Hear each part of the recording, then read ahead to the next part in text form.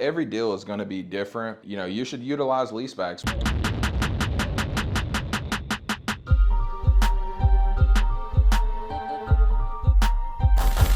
What's up, guys? Welcome back to the channel. My name is Derek, aka Flippingahouse, and if you're new here, we talk real estate, financial literacy, and just how to get better. And today is no different.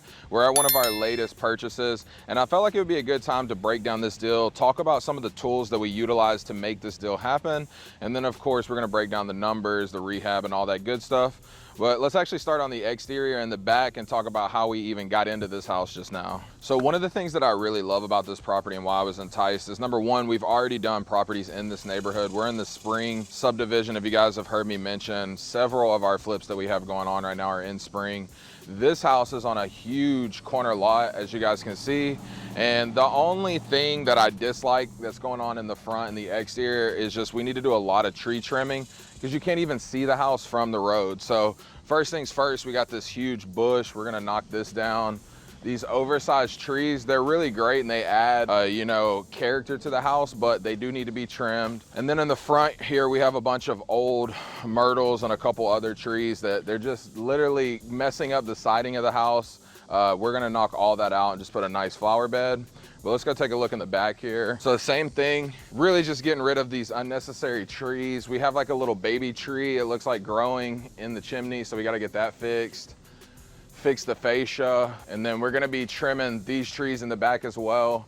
And as you guys can see, it's just, they're leaning on the house, it's dropping pine needles. It's just really gonna cause the roof to start decaying a lot faster than its natural life tendency. So we're just gonna get them cleaned up. And then the main reason why I wanted to bring you guys is to show you that real estate isn't always glorious, right?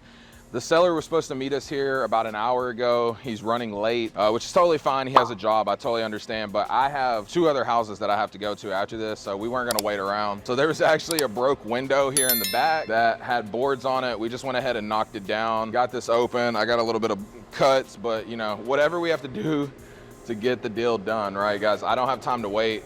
We needed to get this video shot, so we just said, fuck it. The window's gonna have to be replaced anyway. So yeah, but let's go make our way inside. All right, so now we're inside. We had to come in through the side garage door because we still need the key for the front door. We have an oversized 2-car garage with a really huge driveway. The seller liked to work on cars, so he actually had a couple old school cars here that he was able to remove.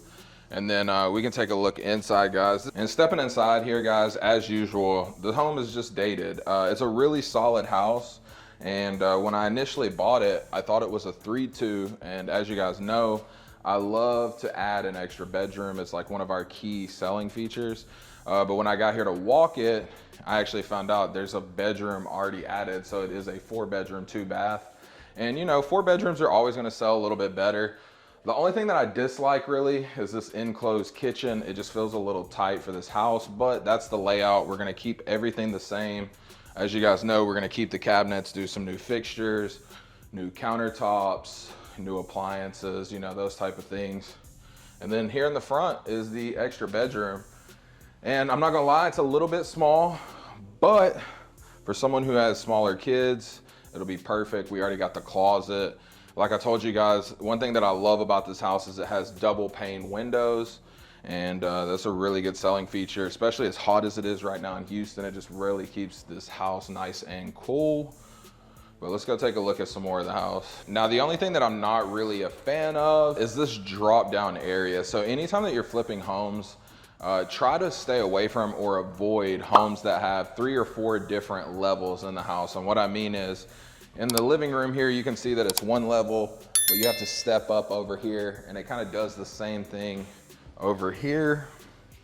Now, this isn't terrible. It's just a lot of the old school homes did this, but it's just not my favorite. It's just, you got to think about layouts and families when we're flipping homes and, you know, functionability. And a lot of times when you have different steps, different levels, it can lead to rolled ankles or just somebody getting hurt. It's just very uncomfortable. So it's just something that you need to think about when buying these homes, but it's not a deal killer, right? So we have the dining, we have the living room, we have the kitchen, and then the other 3 bedrooms are gonna be in the back here. First stop here is the master, and pretty good sized master. This carpet's actually in really good condition, but we will be replacing it. And then we have the master in here. Decent size. We have 2 big closets, you know, tiled old school shower, but we're gonna rip that out, make it a stand up like we normally do. Beautiful tile, new glass door, get rid of this ugly paint. Like I said, we'll keep the the cabinets, but we will replace the countertops, do a new light fixture, get rid of this old wallpaper. Now this other restroom is what we like to call as a Jack and Jill, meaning that there's usually 2 entrances. It's usually between 2 bedrooms or a bedroom and a hallway. But you can see, you can walk through. We have another tiled shower, just the old school white, but we'll rip all that out and replace it. And then we have another bedroom in here. This is the one that we actually broke into for you guys to be able to get this content. But like I said, got a couple cuts, nothing too bad, but pretty good sized room as well. And then we have the final bedroom right back here, guys. But overall, pretty solid deal. I bought this from a wholesaler. Our purchase price was $185,000. We did a total loan of $220,000, so it gave me right around $30,000 to $35,000 to play with. Now, the one thing in this deal is we did have to do a 30-day lease back. As you guys know, a lease back is where we just allow the tenant or the seller to stay in the home, and we do a small lease with them and we hold money back.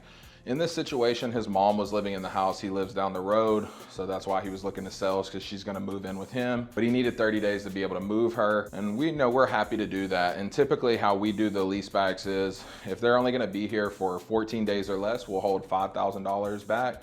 Or if they're gonna be 30 days or more, it's gonna be an automatic $10,000. And like I said, that comes to us. And then when they're done, you know, we just cut them a check, which is why I'm about to meet him to get the keys and to cut him his check for $10,000. But it's a really good deal. Like I said, we'll be all in around 220, 225-ish. And then homes in this neighborhood are selling around 300 to 320,000.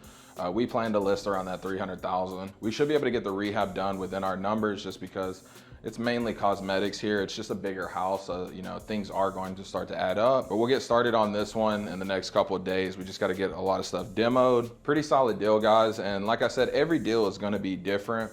And you know, you should utilize leasebacks. We just did another leaseback on a flip. We have this one, and I have 2 more houses right now that we're doing leasebacks or trying to get the tenants situated. But just get creative with these deals, figure out what works for you. I wouldn't suggest going over that 30 days just because sometimes people get complacent and maybe they don't want to leave the house. So let's always try to stay around 30 days or less. But this is just one of those creative tools that you can use to make the deals work. And we should be in and out in the next month, guys, and get this thing listed. And like I said, we're on a huge oversized corner lot, so it's a really good deal. And we already have 4 other houses in spring, so it's a win-win. But if you guys made it this far, I genuinely appreciate it. If you haven't already, make sure you like, subscribe, and turn on post notifications. Make sure you follow me on Instagram and TikTok. Until next time, peace.